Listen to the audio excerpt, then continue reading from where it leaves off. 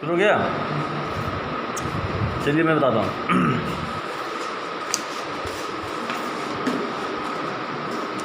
हम चाह रहे हैं कि हमारे देश भारत में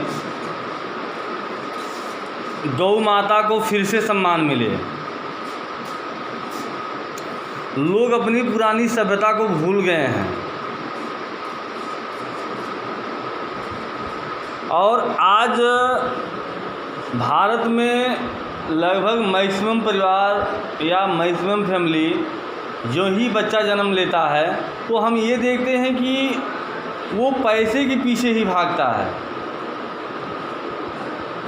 अब इसके संबंध में उसके परिवार का भी काफ़ी योगदान है, क्योंकि बच्चे का प्राथमिक पाठशाला उसका घर ही होता है।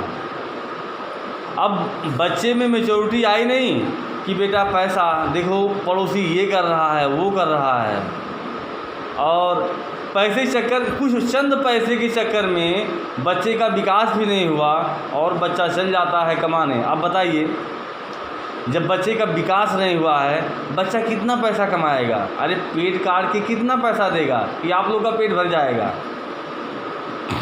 ज़रूरी तो ये है कि देखिए हमारे देश में कोई कमी नहीं है, सब एकदम जिधर हम निकलें कुछ भी कमी नहीं है। फिर भी हम पूरे विश्व में सबसे ज़्यादा गरीबी भारत में है।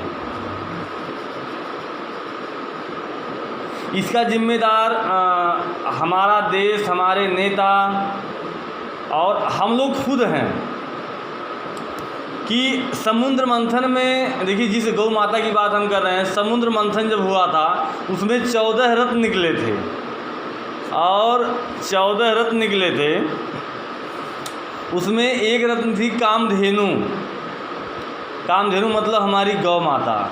और हमारे पुराणों में, धार्मिक ग्रंथों में, सनातन धर्मों में गौ माता का बहुत बढ़िया से बखान किया गया है।